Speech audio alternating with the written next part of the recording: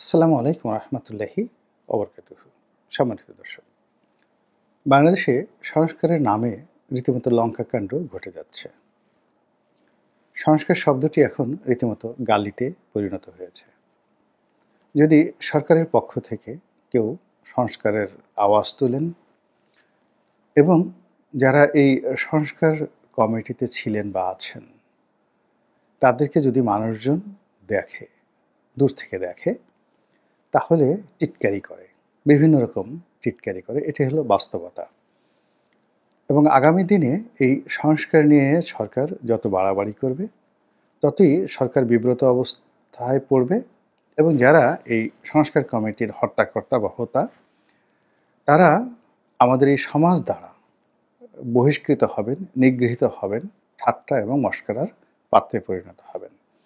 বাংলাদেশের প্রকৃতি এবং পরিবেশ যারা বোঝেন, তারা খুব ভালো করে জানেন যে আমাদের এই সমাজটি খুবই কনজারভেটিভ, ভীষণ রকম তারা যাকে বলা হয় আদি মন মানসিকতা ধারণ করেন। তাদের চিন্তা চেতনায় পরিবর্তন আনা কোনো অবস্থাতেই সম্ভব নয়। আমাদের দেশে অলি আল্লাহ গাউস কুতুবরা এসেছেন হাজার বছর আগে। হযরত শাহজালাল রহমতুল্লাহ আলাইহের জমানা থেকে যদি শুরু করেন, তাও তো প্রায় ১০০০ বছর হয়ে গেল। তো এরপর থেকে বিশ্ববিখ্যাত অলি আল্লাহ গাউস কুতুবরা বাংলাদেশে ইসলাম প্রচার করেছেন। আর এখন বাংলার টেকনাফ থেকে তেঁতুলিয়া পর্যন্ত 90% মুসলমানদের মধ্যে কোরআন, হাদিস, ইজমা, কিয়াস থেকে শুরু করে ওয়াজ নসিহতের যে পালা এবং পর্ব, এটি চলছে। কিন্তু তা সত্ত্বেও বাঙালির রক্তে যে এজহারে তাজাল্লুল রয়েছে, সেই জিনিসটি এখনো পর্যন্ত যায়নি। আপনি যতই এখানে ইসলামাইজেশনের চেষ্টা করেন না কেন, এখানে বাঙালির মধ্যে বাউলবাদ, তারপরে নিমাই সন্ন্যাসী বা লালনবাদ, এই জিনিসগুলো যতটা জনপ্রিয়, ঠিক অতটা জনপ্রিয় কিন্তু বা সুফিবাদ, ইসলামের যে সুফিবাদ, মাওলানা জালালউদ্দিন রুমির যে সুফিবাদ, সেই সুফিবাদ যতটা জনপ্রিয়, ততটা শরীয়তি জীবন আমাদের এই দেশের মানুষ পছন্দ করে না। এদেশের মানুষ লাউয়ের তরকারি খায়, লাউ দিয়ে আবার ডুগডুগি বানায়, আবার সাধের লাউ যে তাকে বৈরাগী বানিয়ে ফেলল, এটা নিয়ে তারা আবার গান রচনা করে। এদেশের প্রকৃতি এবং পরিবেশ সবসময় মানুষকে উদাস করে তোলে। মানুষ মাঝে মধ্যেই আনমনা হয়ে পড়ে, তাদের অনেক কিছু মনে থাকে না।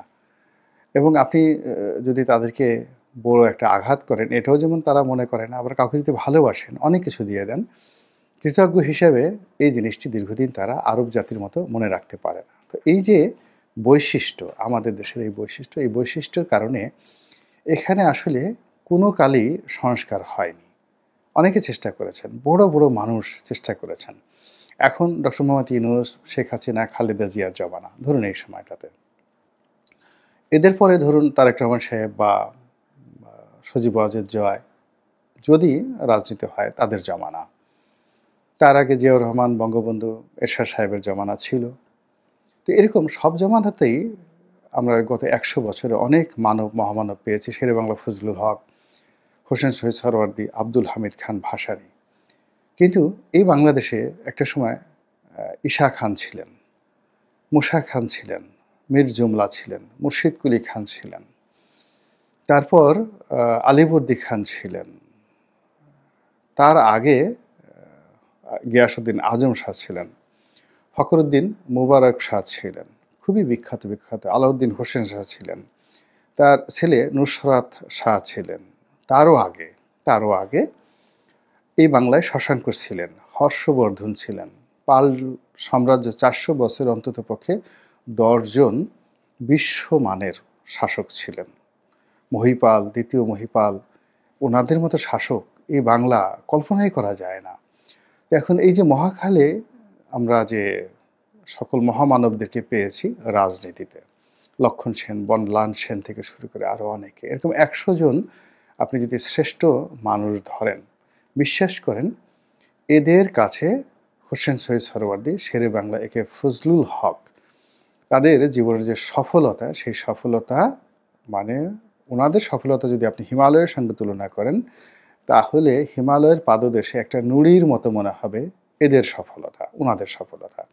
তো তারা কিন্তু ক্ষমতায় এসে এদেশের যে কৃষ্টি এবং কালচার, মন এবং মানসিকতা, এর বিরুদ্ধে গিয়ে তারা যেটাকে ভালো মনে করেছেন সেই কাজটি করার অনেক চেষ্টা করেছেন রাষ্ট্রশক্তি ব্যবহার করে, এবং তারা সবাই ব্যর্থ হয়েছেন। এবং সেই ব্যর্থতার ইতিহাস বড় নির্মম।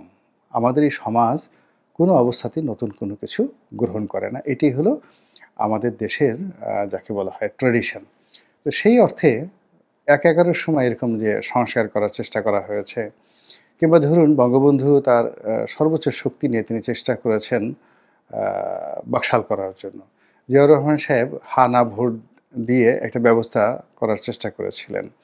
এরকম অনেক কিছু আমাদের দেশে অনেক করার চেষ্টা করেছে, কিন্তু আলটিমেটলি এ দেশের যে হাজার বছরের গণতান্ত্রিক চিন্তা চেতনা, বোধ বুদ্ধি, এদেশের যে কৃষ্টি এবং কালচার, এদেশের যে ধর্মবোধ, অর্থাৎ এখানে মানুষ মসজিদে যাবে, তার সঙ্গে সঙ্গে কীর্তন শুনবে, আবার দুর্গাপূজাও দেখবে। তারা ওই যে সাপকে খুব ভয় পাবে।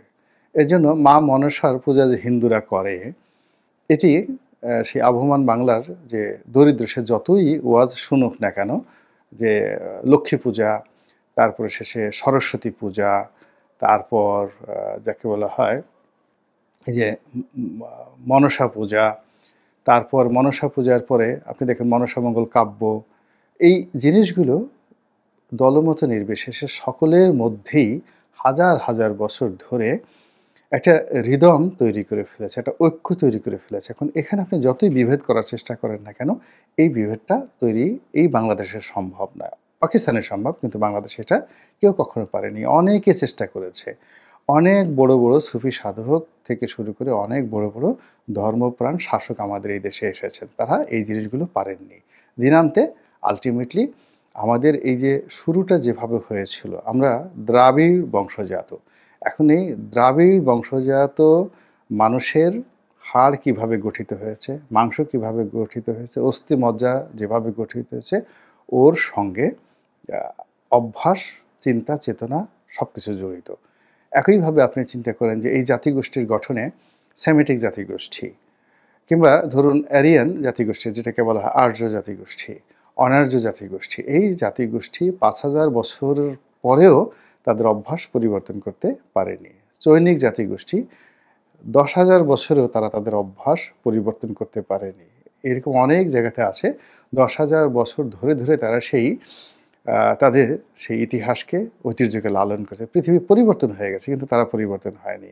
আপনি অস্ট্রেলিয়াতে যান, একই অবস্থা। আমেরিকাতে যান, ইংল্যান্ডে যান, একই অবস্থা। তো আমাদের এই যে যারা সংস্কার করবেন, এই সংস্কার করার ক্ষেত্রে বাঙালির যে নৃতাত্ত্বিক বৈশিষ্ট্য এবং ইতিহাসের বিভিন্ন প্রেক্ষাপটে প্রতি ১০০ বছর পর পর আমাদের যে পরিবর্তনগুলো হয়েছে, ভৌগোলিক পরিবর্তন হয়েছে, রাজনীতির পরিবর্তন হয়েছে, ধ্যান ধারণার পরিবর্তন হয়েছে, এমনকি পোশাকের পরিবর্তন হয়েছে, এমনকি চেহারার পরিবর্তন হয়েছে এভরি 100 ইয়ার্স। তো এই সময়টাতে আমরা যে ব্যবহারগুলো করেছি, আগামী ১০০ বছর পরে আমরা ঠিক এই ব্যবহারগুলোই করব। তো সেই দিক থেকে আমাদের এই সমাজ কখনো যাকে বলা হয় এই সংস্কারকে খুব সহজভাবে গ্রহণ করেননি। তো সেই দিক থেকে দেখুন এখন সংস্কার একটা গালিতে পরিণত হয়েছে। দ্বিতীয়ত, এই যে বিভক্তি, আমাদের এই সমাজ এখনও ইউরোপের মতো বিভক্তি মেনে নেয়নি। কোনো অবস্থাতেই বিভক্তি মেনে নেয়নি। এমনকি ভারত সেখানে তাদের যে অসংখ্য জাতিসত্তা, তারপরে তাদের মধ্যে অসংখ্য বিভক্তি থাকা সত্ত্বেও তারা কিন্তু ফেডারেল যে সিস্টেমটি যেভাবে কাজ করছে কানাডাতে, ফেডারেল সিস্টেম যেভাবে কাজ করছে অস্ট্রেলিয়াতে বা আমেরিকাতে, ভারতের ফেডারেল গভর্নমেন্ট কিন্তু ওভাবে কাজ করছে না। ওভাবে কাজ না করার কারণে কি হলো, ভারতের যে অমিত সম্ভাবনা, যে সম্ভাবনাটা মুঘল আমলে ছিল, সেন্ট্রাল গভর্নমেন্টের মাধ্যমে মুঘল আমল এবং সুলতানি আমল, এমনকি ব্রিটিশ জামানা, অর্থাৎ পুরো সেই যেদিন কুতুবউদ্দিন আইবেক দিল্লির সিংহাসনে বসলেন, সেই দিন থেকে একেবারে লর্ড মাউন্ট ব্যাটেনের জমানা পর্যন্ত পুরো ভারতে একটা ফেডারেল সিস্টেমের পরিবর্তে একটা সেন্ট্রাল সিস্টেম কাজ করেছে। তারা সুবিধার্থে কখনো, কখনো প্রেসিডেন্সিকে মানে প্রশাসনিক কর্মকাণ্ডকে ২ ভাগ করেছে। আ সেই প্রশাসনিক কর্মকাণ্ড কিন্তু আ এখনকার মতো তারা সেই প্রদেশ ওইভাবে করেনি। ওইভাবে তারা করেনি। পুরোটাই একটা সেন্ট্রাল গভর্নমেন্টে মাধ্যমে তারা চালিয়েছে। ফলে কি হলো? ভারতবর্ষ ইংরেজ আমলে যে রেভিনিউ জেনারেট করত এবং ভারতের যা কিছু ডেভেলপমেন্ট সারা দুনিয়াতে, সেটা সংগীত বলেন, শিল্প বলেন, সাহিত্য বলেন, আবিষ্কার বলেন, বিজ্ঞান বলেন, এটি সেই আ মুসলমানদের জমানা থেকে শুরু করে আরও আগে যদি চলে যান, মুসলমানদের আগে যখন আ হিন্দু রাজারা রাজত্ব করতেন, তখনও ভারত বিভক্ত ছিল, কিন্তু সব জায়গাতেই একটা সেন্ট্রাল গভর্নমেন্ট ছিল। এবং সেই সময়ের যে ঐতিহ্য, এখন আপনি রাজস্থানে যান, তারা তাদের ঐতিহ্য রক্ষা করে। আপনি এলাহাবাদে যান, মধ্যপ্রদেশে যান, আ উত্তরপ্রদেশে যান, তারা তাদের সেই সেন্ট্রাল গভর্নমেন্টের ঐতিহ্য পোষণ করে। আবার মুঘলদের এখন যান, অনেক কিছুর পরে গিয়ে দেখবেন আপনি দিল্লিতে মুঘলদের যে ঐতিহ্য সেটি মুছে দেওয়া যাচ্ছে না। তো আমাদের এই দেশটিতে সবসময়ই সেন্ট্রাল গভর্নমেন্ট ভালো করেছে। এখানে আমাদের ভৌগোলিক অবস্থা অলমোস্ট এভরি ৫০ বছরে বেশ কয়েকবার আমাদের রাজধানী পরিবর্তন হয়েছে। একটা সময় রাজধানী বাকেরগঞ্জে ছিল, তারপর সেটা চন্দ্রদ্বীপে গেছে, বরিশালের বিভিন্ন এলাকাতে হয়েছে। একসময় যে সোনারগাঁয়ে রাজধানী ছিল, বগুড়াতে রাজধানী ছিল, পুন্ড্রবর্ধনে ছিল, একসময় চাঁপাইনবাবগঞ্জে রাজধানী ছিল। অসংখ্য মানে এখানে নারায়ণগঞ্জে রাজধানী ছিল, জঙ্গলবাড়িতে রাজধানী ছিল, ময়মনসিংহে। তো সবসময় একটা সেন্ট্রাল গভর্নমেন্ট কাজ করেছে। রাজধানী পরিবর্তন হয়েছে, অনেক কিছু হয়েছে। কিন্তু এই দেশ বা জাতিকে আসলে বিভক্ত করা যায়নি। এমনকি ১২ ভূঁইয়ার সময় পুরোটা দেশ অন্তত ১০০টা ভাগে বিভক্ত ছিল। কিন্তু এরা একটা সেন্ট্রাল গভর্নমেন্ট তৈরি করার জন্য আবার ১২ ভূঁইয়া একত্র হয়ে আ যাকে বলা হয় মুঘলদের বিরুদ্ধে যুদ্ধ করেছে। তো সেই ক্ষেত্রে এখন এই যে যারা সংস্কারবাদী, এই সময়ের সংস্কারবাদী, তারা প্রস্তাব দিয়েছে এই দেশ আবার ৪ টি প্রদেশে বিভক্ত করবে।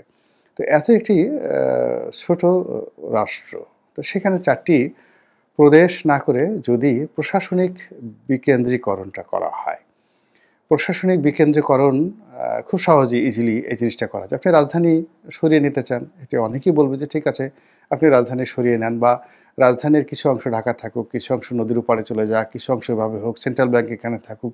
এটা সবাই কিন্তু মেনে নেবে। কিন্তু প্রদেশ হবে, ভারতের মতো আবার সেই প্রতিটি প্রদেশে একটা করে অ্যাসেম্বলি থাকবে, মানে সংসদ থাকবে, সেখানে একজন করে সেন্ট্রাল গভর্নমেন্টের গভর্নর থাকবে।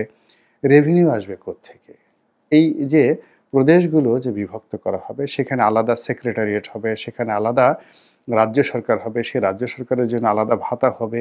কিন্তু বরিশাল বলেন, তারপরে খুলনা বলেন, সেখানকার যে প্রদেশ হবে বা প্রাদেশিক যারা গভর্নর হবেন কিংবা প্রাদেশিক মুখ্যমন্ত্রী যারা হবেন, তারা তো তাদের ওই এলাকা চালানোর জন্য এখন যে পরিবেশ পরিস্থিতি, সেই পরিবেশ পরিস্থিতিতে তারা 20% ও তাদের রেভিনিউ তারা জেনারেট করতে পারবে না। আমাদের দেশে দেখেন পৌরসভাগুলো আমরা ভালো করতে পারছি না কেন? এর কারণ হলো আমরা রেভিনিউ জেনারেট করতে পারছি না। কিন্তু ফেডারেল সিস্টেমের একেবারে প্রধান যে বৈশিষ্ট্য, সেই বৈশিষ্ট্য হলো যে প্রতিটি রাজ্য তার নিজস্ব আয় এবং রোজগার দ্বারা উন্নয়ন, নিজেদের উন্নয়ন সাধন করবেন। অল্প কিছু ক্ষেত্রে একেবারে যেগুলো এসওএস, সেভ আওয়ার সোল, এরকম ক্ষেত্রে তারা কেন্দ্রীয় সরকারের সাহায্য চাইবেন। এখন ধরুন আসামে গিয়ে দেখেন যে সেখানে এত দারিদ্রতা, কিংবা পশ্চিমবঙ্গের সঙ্গে আপনি মুম্বাইয়ের তুলনা করতে পারবেন না। মুম্বাই যে রেভিনিউ জেনারেট করছে বা গুজরাট যে রেভিনিউ জেনারেট করছে, সে অনুযায়ী কিন্তু সেই জায়গাটি উন্নত হচ্ছে। কিন্তু আপনি যদি উড়িষ্যাতে গিয়ে দেখেন, উড়িষ্যাতে গিয়ে দেখবেন যে আমাদের বাংলাদেশের সবচেয়ে দরিদ্র এলাকা, তার চেয়ে সেখানে দারিদ্রতা প্রকট হয়ে পড়েছে। কিন্তু বাংলাদেশে যদি এরকম বৈষম্য হয়, অর্থাৎ ঢাকা শহরের আপনি ঢাকা বিভাগ করলেন। এখন ঢাকা বিভাগের জিডিপি বা ধরুন পার ক্যাপিটা ইনকাম হয়ে গেল $10,000, আর আপনি বরিশাল বিভাগে দেখা গেল যে পার ক্যাপিটা ইনকাম $1,000 হয়ে গিয়েছে। তো এই বিষয়গুলো সিলেট বিভাগে গিয়ে দেখবেন যে সেখানের হয়তো $6,000 হয়ে গেছে। এর ফলে কি হলো, একটা গৃহযুদ্ধ অনিবার্য হয়ে পড়বে এই ছোট দেশে। এখন যারা এই কাজগুলো করেছে আমি দেখলাম যে তারা সবাই বয়স্ক লোক, এবং এই বয়স্ক মানুষগুলো আ বেশিরভাগই আমলা ছিলেন। এবং এদের জ্ঞান এবং যে গুণাবলী, এগুলো হলো প্রশাসন চালানোর ক্ষেত্রে। কিন্তু ইতিহাসকে বিশ্লেষণ করা, সেই বিশ্লেষণ করে একটা জাতির সত্তাকে বিশ্লেষণ করা, জাতির আশা আকাঙ্ক্ষা তুলে ধরার মতো যে ধীশক্তি আ এই সংস্কার কমিটির কোনো লোকের আছে আমার মনে হয় না। এমনকি মুহিত সাহেব, এই যে উনি সচিব ছিলেন, এনবিআর এর চেয়ারম্যান ছিলেন, বেশ বয়স্ক মানুষ এবং খুবই মেধাবী একজন মানুষ। খুবই মেধাবী একজন মানুষ। কিন্তু যে বিষয়টা নিয়ে তিনি করেছেন, সেই বিষয়ে আমার কাছে মনে হচ্ছে না তার কথাবার্তায় বা তার আচরণে তার এই বিষয়ে, এরকম একটা বিষয় সংস্কার করার মতো যথেষ্ট জ্ঞান এবং গরিমা আছে। ফলে কি হলো, ডক্টর মোহাম্মদ ইউনূস সরকার ক্ষমতায় আসার পর কাজের কাজ কিছুই তিনি করতে পারেননি। অকাজের অনেকগুলো উইংস তিনি আল্টিমেটলি খুলে ফেলেছেন। আর তার যে কর্মকাণ্ড, তার সরকারের যে বিধি ব্যবস্থা, এগুলোকে জটিল করে ফেলেছে। আর জটিল করার ফলে কি হলো, তার যে দৈনন্দিন কর্মকাণ্ড, সেটা নির্বাচন হোক, ইকোনমি হোক, অ্যাডমিনিস্ট্রেটিভ ব্যবস্থা হোক, আইনশৃঙ্খলা হোক, কোনোটারই কোনো দফা-রফা হচ্ছে না। ফলে দেশ রীতিমতো রসাতলের দিকে এগুচ্ছে। আল্লাহ আমাদের সবাইকে হেদায়েত দান করুন এবং হেফাজত করুন। আসসালামু আলাইকুম ওয়া রাহমাতুল্লাহি ওয়া বারাকাতুহু।